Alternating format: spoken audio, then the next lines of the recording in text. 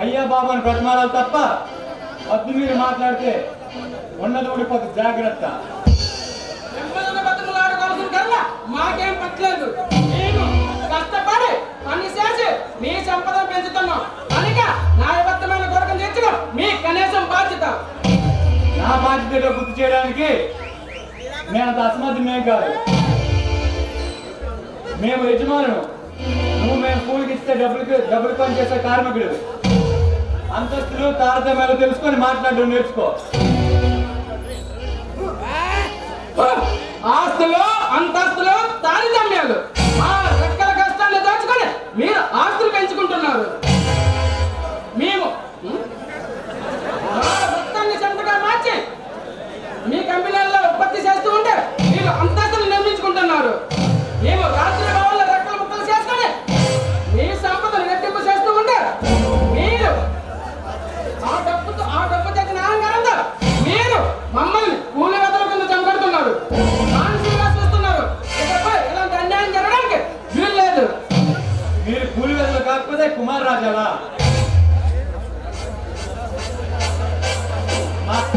మా కంపెనీలో పనిచేస్తున్నాను మాత్రాన మిమ్మల్ని నెత్తులు పెట్టుకొని ఊరేగమంటారా?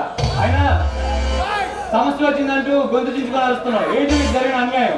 అన్యాయం కాకపోతే మీరు చేస్తున్నదండి. ఎంతసేపు మీ సుఖాలు మీరు చూసుకొని మీరు రాజభవనాలు అనిపించడం తప్ప ఏనాడైనా కార్మికుల కష్టాల గురించి ఆలోచించారా? చాలీ జీతంతో ఎదుగు బతుకు లేకుండా ప్రతిరోజు శస్త్రులు బతుకుతున్న మమ్మల్ని మరీ అడగదొక్కాలనుకోవడం అన్యాయమే కదా? అతనికి న్యాయమా?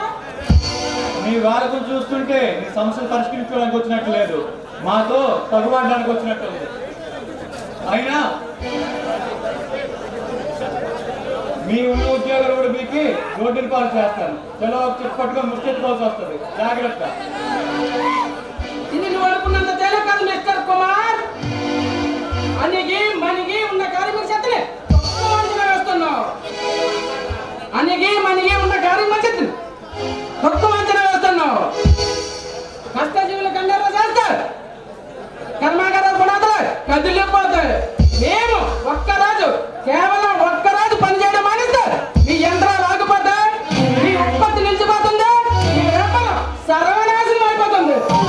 అప్పుడు మీరే మా కాలగారానికి వస్తారు. అంతకన్నా మాకు పట్టలేదు. అదే పరిస్థితి వస్తే మేమే ఫ్యాక్టరీని లాకౌట్ ప్రకటిస్తాం, ఫ్యాక్టరీని మూసేస్తాం. అప్పుడు మీ గత ఏమవుతుందో తెలుసా? అందరూ ఒక చెప్పు పట్టుకొని రోడ్డుని పాల్పడాల్సి వస్తుంది, జాగ్రత్త. నువ్వు అనుకున్నంత తేలిక కాదు మిస్టర్ కుమార్. ఇక్కడే నువ్వు పొరపాటు పడుతున్నావు మిస్టర్ కుమార్. నీ ఇష్టం వచ్చినట్టు కొనసాగించడానికి ఇది రాక్షసి రాజ్యం కాదు, ప్రజాస్వామ్యం దేశం. నీలాంటి గిరాకులు ఉండాలని నా ఇష్టాలు నాకు కొన్ని హక్కులను ఇచ్చింది. హక్కులను కాపాడుకోవడానికి అవసరమైతే సమ్మె చేస్తాం, పెద్దాంతరాలు చేసి మా హక్కుల్ని సాధించుకుంటాం. ఇలాంటి ఉన్నావు చూడు, పుస్తెత్తుకుంటామని అది నీ అహంకారానికి నిదర్శనం. భక్తులతో చలనాన్ని సత్వంగానే ఆత్మాపానాన్ని చంపుకోలేము. ఆకర్షణగా హెచ్చరిస్తున్నాను, వారం రోజుల్లోగా మీరు మా కోరికలు అంగీకరించాలి.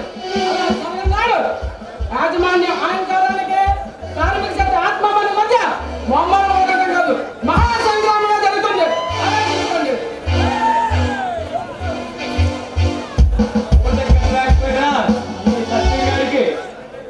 పొగరికేం తక్కువ లేదు.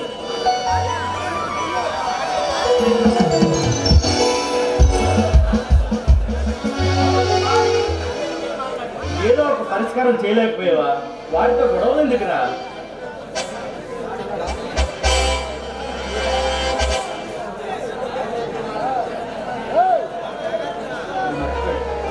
వాడంతా తేలిగ్గా లొంగే కట్టు కాదండి, తలకు మిరిసి ఎదవా.